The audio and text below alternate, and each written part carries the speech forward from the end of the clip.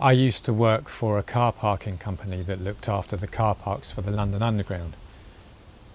Many jobs for that time period, but one of them was I was actually a car park attendant in some of the big car parks. And you notice things, okay? And this is what I noticed there. I could be in somewhere like Stanmore Car Park, which is this huge, vast car park, right? I'm sitting there in a kiosk,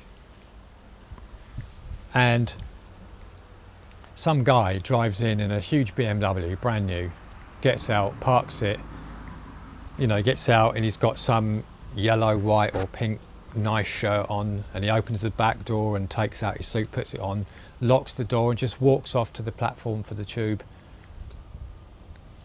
And that's that.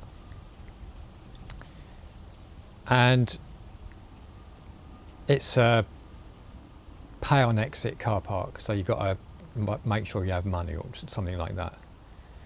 So he comes back at the end of the day, just gets in his car and he drives up, and he just drives up to me sitting in the kiosk.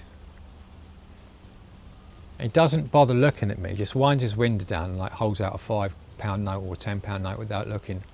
He's too cool, he's too big to look at me. So after about 20 seconds of nothing, he has to look round, see where I am, and I get up and go out and say, "Yes, mate." I said, "Sorry, mate, we're not allowed to accept money because we're sitting here all day, blah, blah, blah." He says, "Well, how do I pay then?" And I say, "You see that big, huge yellow sign that says," and there's 2 or 3 of them, that says "pay here" with a big arrow on exit? I said, "Yes." "Well, I don't have any change." Well, where do I get change? You'll have to walk back up to the platform, which is a long way.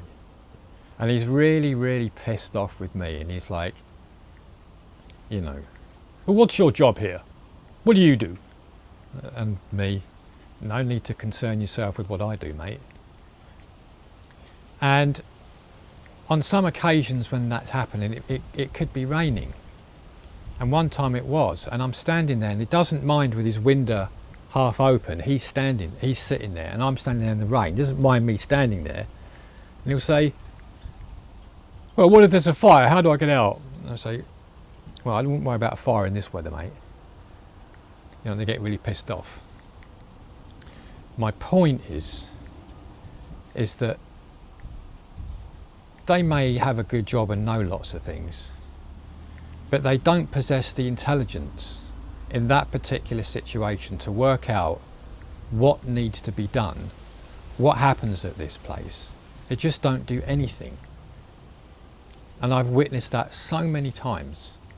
And then they want me to sort it out for them, and I'm just not I'm not going to help you. I'm not into that sort of person. And yet, you'll get someone else that will drive in. You see some guy drive in who's got some clapped out 3-wheeler orange 1967 car with his wife and 8 children in it. He drives in, he gets out, and you see him looking around. What do I do here? Because I don't want to do anything wrong. And I see him trying to work it out, and then he goes up to the machine, some of them are pay and display, and he'll look at it, and he'll walk back to his wife, get some change, walk back, put the money in the machine, and sort it all out. And then just before he's going to walk out, he'll walk over to me, and I'll walk out to him and say, "Yes, mate." He says, "Yeah, I've not been there before, just checking, mate." I said, "Yeah." I said, "You've done everything right." I said, "Don't worry, your car will be here later on. Just go and enjoy yourself in London, and I'll see you when you get back." He's like, "Oh, cheers, mate, thanks." He had the intelligence to work out what needed to be done and did it. Simple little thing.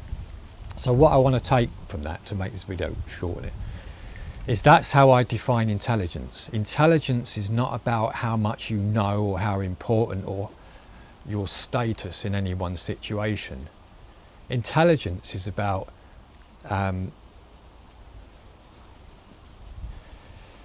doing with what... Intelligence is about how you deal with situations as they arise.